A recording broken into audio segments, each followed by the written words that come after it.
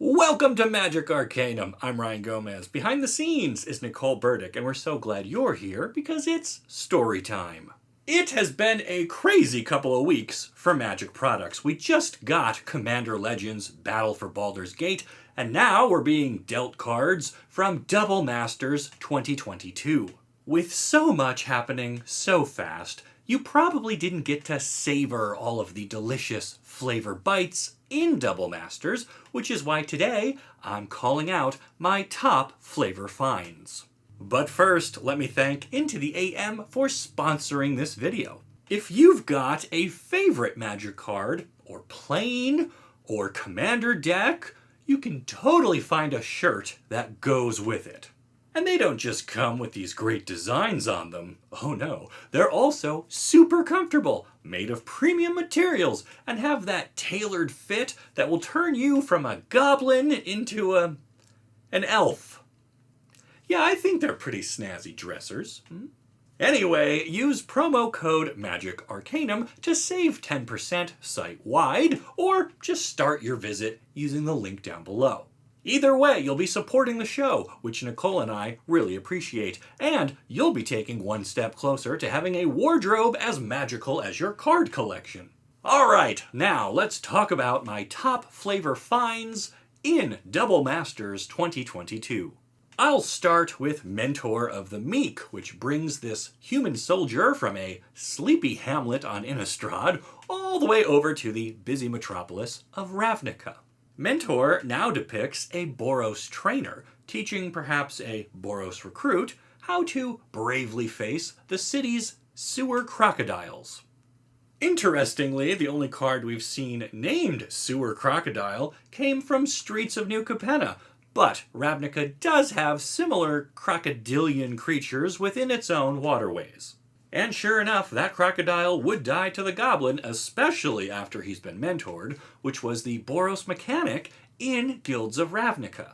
So, by updating the art and flavor text, they also kinda turned Mentor of the Meek's name into a thematic fit for Ravnica 2, which now makes this a fun card to include in Boros commander decks.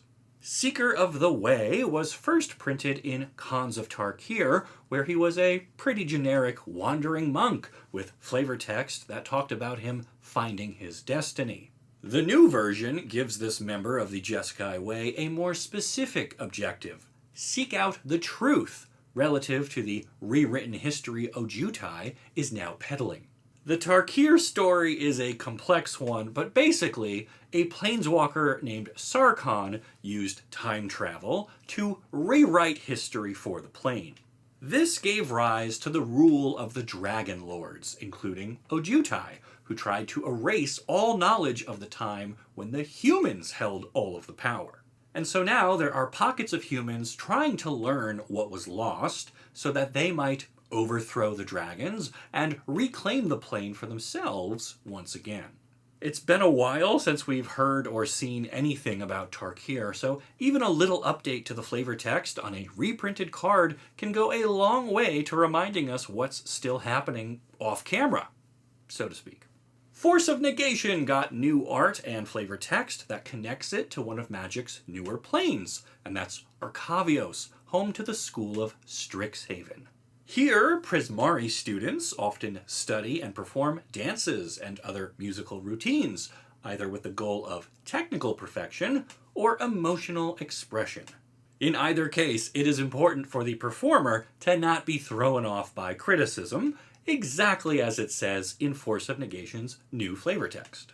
Much like Mentor of the Meek just a little while ago, Thought Scour also jumps across the multiverse, from its original printing in Dark Ascension to a new home on Lorwyn.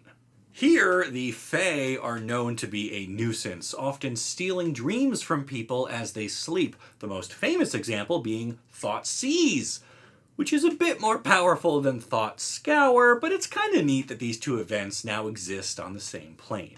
If you remember my recap for What Happens in Kaldheim, one of my biggest issues was that several of the plane's gods were missing from the main story. So I was really happy to find Toralf appear in the reprint for Anger of the Gods, in which we get to see some of his power on display. It gets even better because the flavor text on this one is a quote from Birgi, another god known for being a storyteller. I kind of want a secret layer where all of the cards are her talking about famous events from the plane's history or something, right? That could be fun. Now, I should also point out, there is another version of Anger also in this set, and it reuses the art first seen in the Amonkhet remastered release for Magic Arena. This one does not sit well with me, though, because it doesn't fit with what we know about Hazoret. She is hard to impress, but I don't remember her ever obliterating everyone around her when an initiate failed her challenge. There were a couple of other red cards in Double Masters 2022 that came up short of being flavor wins.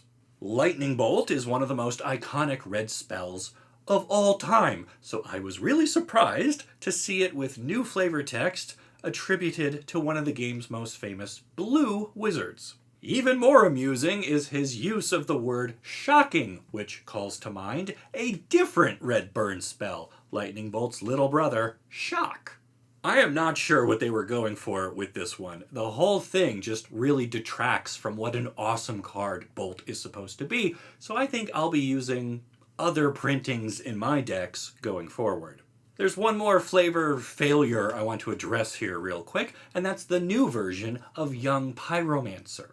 The original one was clearly a tribute to the planeswalker Chandra, and even uses a pun in the flavor text to convey this connection. And this was cool! It was like a little kid dressing up as their favorite superhero.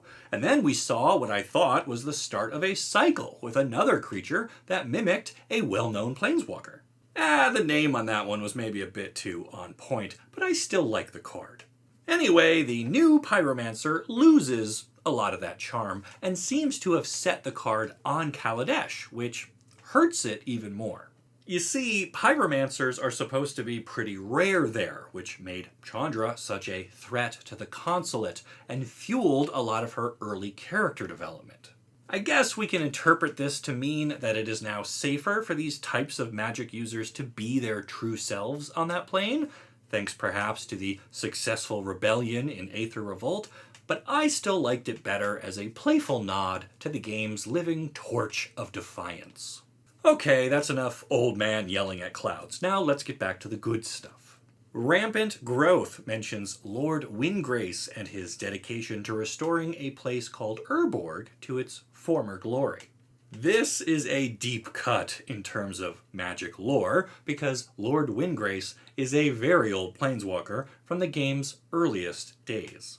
During the Phyrexian invasion of Dominaria, Urborg was one of the first places to fall, and it became the seat of their power.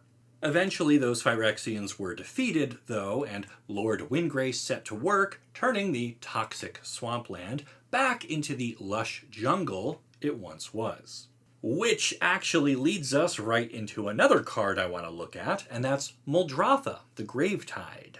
Muldrotha is an elemental, an offspring of the legend Multani, and she came to life within the recovering lands of Urborg.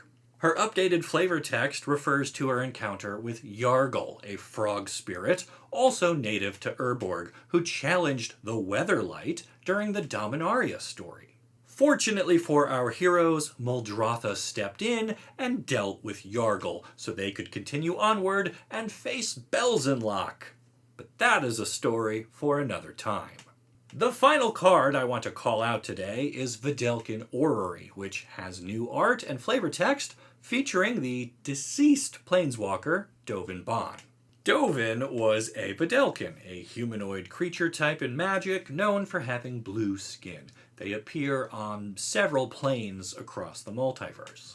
But that Dovan, he was a special case, as he got caught up in the War of the Spark and faced off against the Gatewatch and their allies on Ravnica, after briefly becoming leader of the Azorius Guild.